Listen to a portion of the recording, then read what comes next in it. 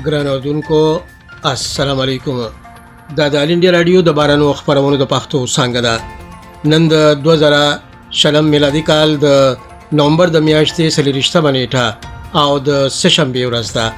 خبرونه تاسو ته وړاندې کیږي لوستونکو ممتاز ولی یوسفزی او د خبرونو سرټکی.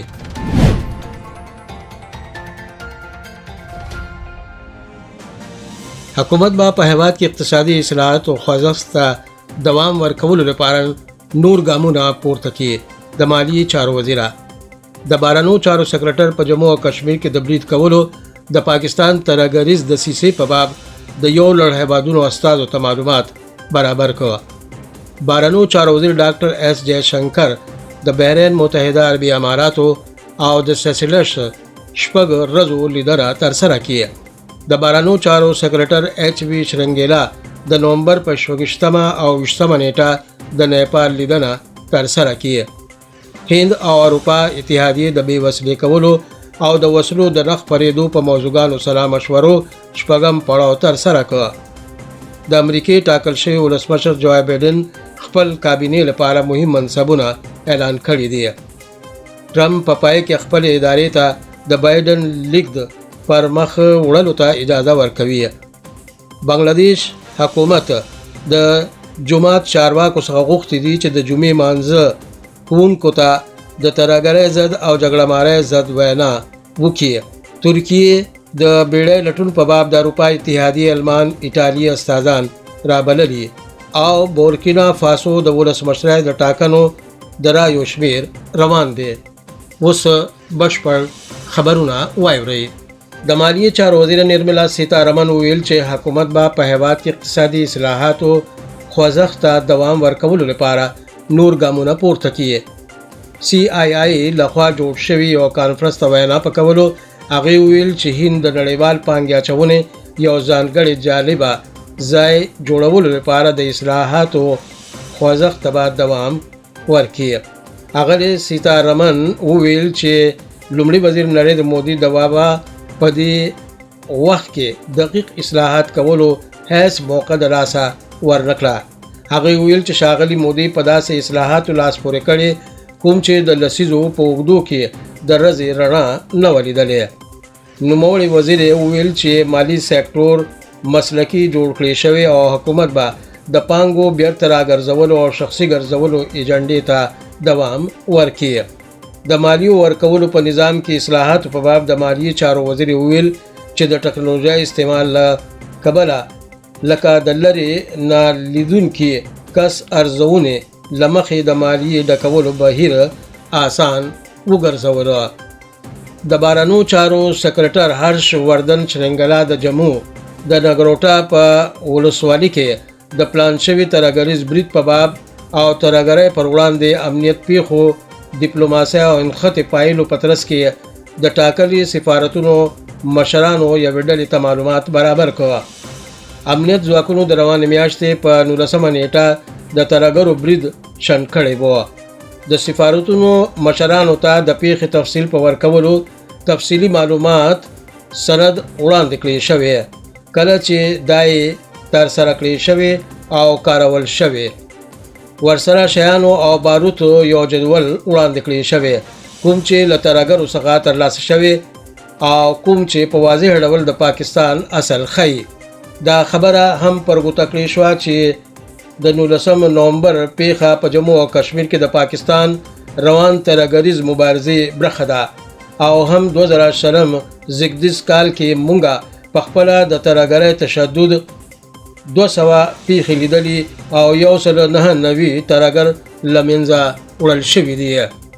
د بارانو چارو وزیر ډاکټر ایس جے شنکر به لندن څخه د بحرین متحده عربي اماراتو او د سیشلس شپږ ورځو لیدنه ترسره کړه.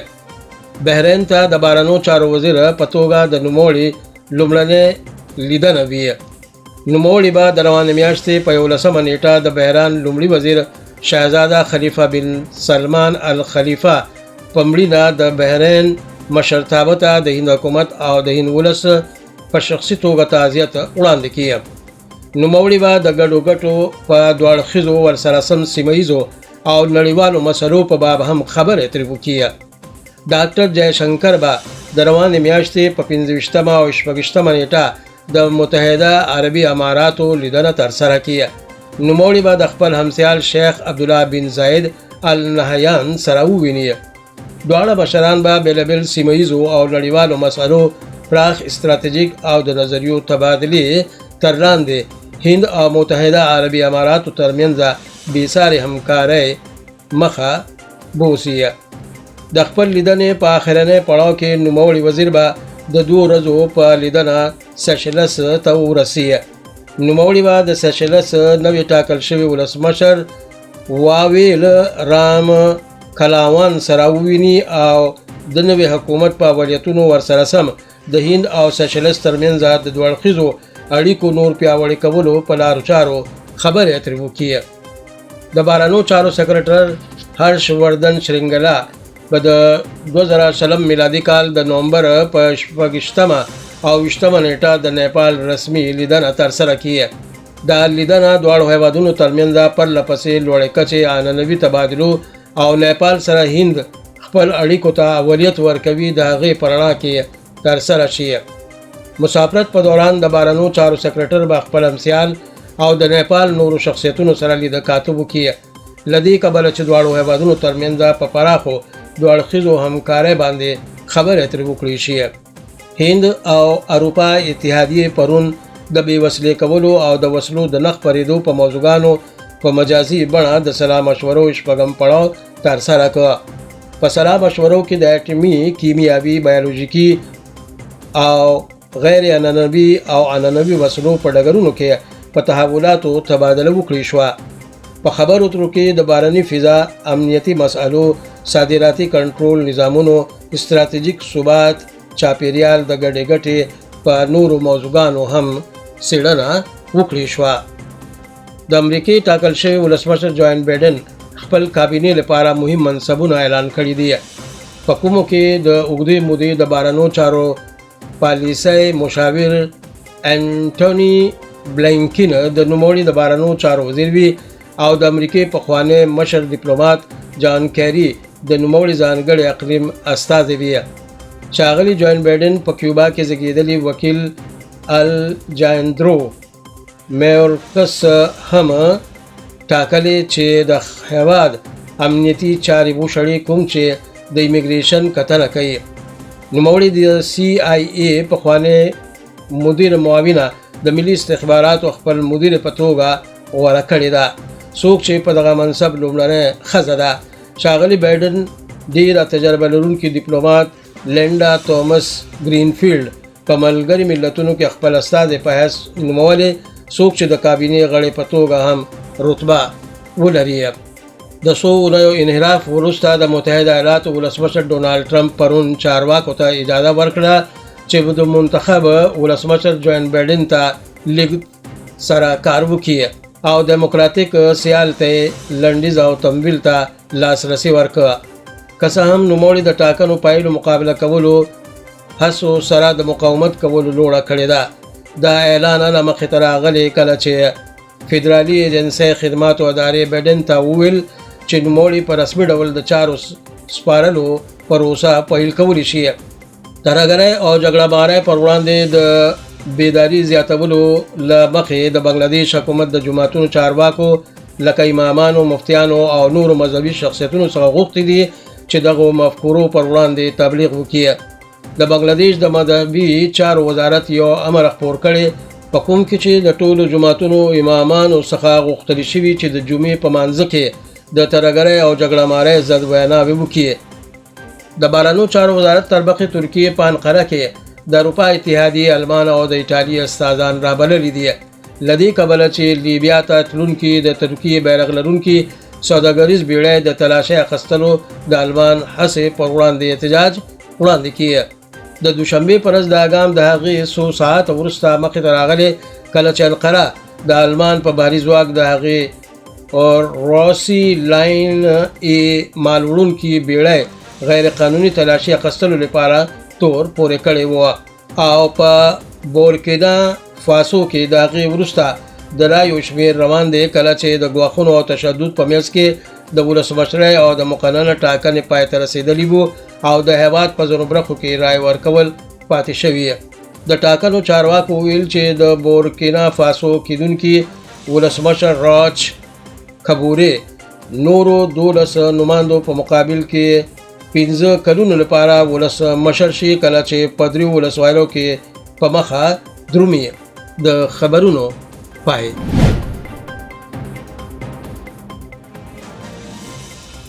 عمران خان ژمنه وکړه چې په افغانستان کې به تاوتریخوالی کم کړي. لیکنه د معین الدین خان، ژباړه د دیاسینګ انجان او وینا د ممتاز ولی. عمران خان په افغانستان کې تاوتریخوالی پای ته رسولو په هڅه کې د پاکستان د ملاتړ ډاډ ورکړ. څو ورځې وړاندې د پاکستان لومړي وزیر عمران خان افغانستان ته سفر کړی و چې د لومړي وزیر په توګه دغه هیواد ته د هغه لومړی سفر و.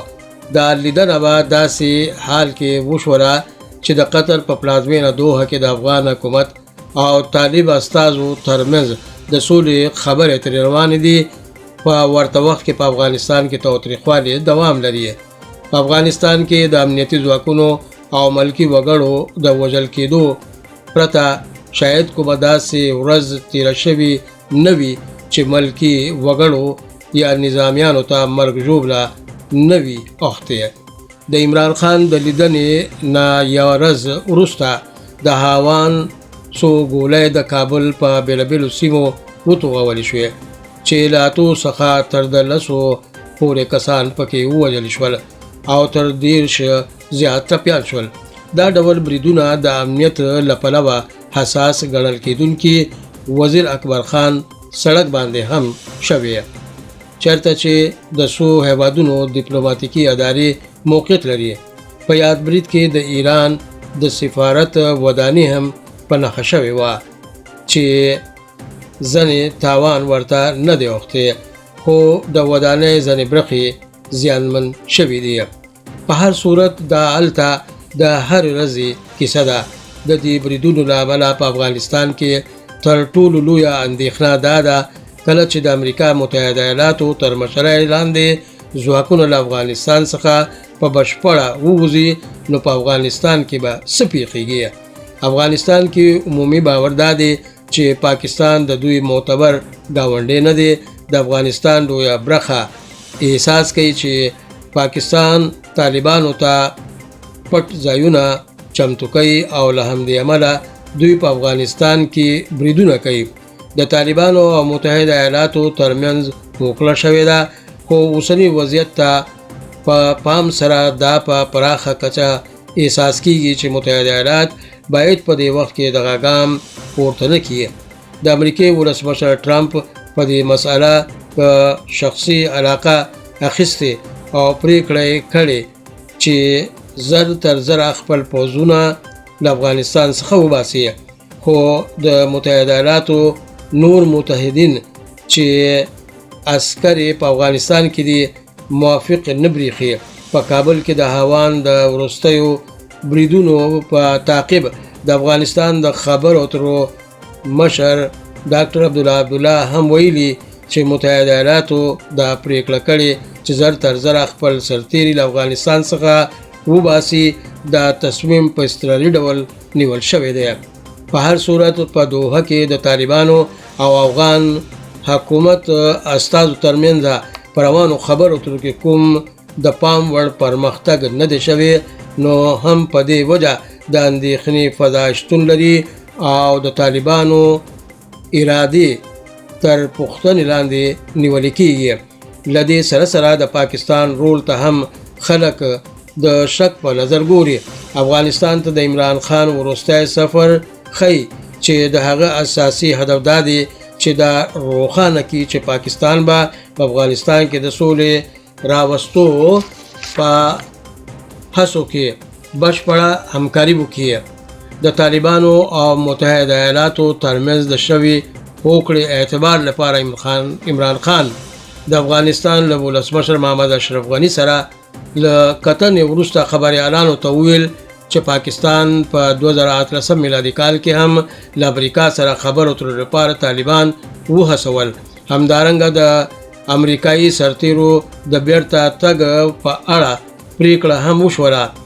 چې په همدې سلسله له امریکا سره طالبانو خبرې ترې وکړي تر څو په پایله کې د متحده ایالاتو سرتیرو وتلو په اړه یوې هوکړې ته ورسیږي. عمران خان نه یوازې د حقیقت ته غاړه کېښوده چې پاکستان د طالبانو او متحده ایالاتو ترمنځ د جوړجاړي په کولو کې مهم رول لوبولی، خو دا هم په ډاګه کړه چې په طالبانو د پاکستان څومره ژوره اغیزه شتون لري. دا حقیقت دی افغانستان او نړیوال ټولنه په دې پوهیږي چې پاکستان پر طالبانو نفوذ لري، خو که چیرې پاکستان افغانستان ته د سولې په راوستو کې جدي وای نو ډېر پخوا به طالبان دې ته اړ کړی وای چې له تاوتریخوالي ډډه وکړي او په افغانستان کې د وینې تویولو ته د پای ټکی کېږدي. نوموړي په افغانستان کې رسنیو ته وویل چې پاکستان به په دې هکله هڅه وکړي چې په افغانستان کې اوربند رامنځته شي. کله چې عمران خان د ولسمشر محمد اشرف غني سره ولیدل، هغه ته وویل چې د پاکستان حکومت او خلک به افغانستان کې سوله او ثبات غواړي. د پاکستان خلک به خامخا دا غواړي، مګر حقیقت دا دی چې د پاکستان اداره داسې هیڅ کله هم نه غواړي او عمران خان په اوس وخت کې د ورته تاسیساتو تر ټولو لوی ملاتړ کوونکی دی. په هر صورت د افغانستان ولسمشر محمد اشرف غني د هغه څخه مننه وکړه او څرګنده یې کړه چې کلیدي سیاسي جوړجاړي ته د رسیدو لپاره تاوتریخوالي ته لاره هیڅ کله هم نه هوارو. په افغانستان کې د تلپاتې سولې د رامنځته کولو لاره زموږ د دوو او د اسلامي جمهوریت د اسلامي قانون په چوکاټ کې دننه د هیواد پیاوړی کول دي.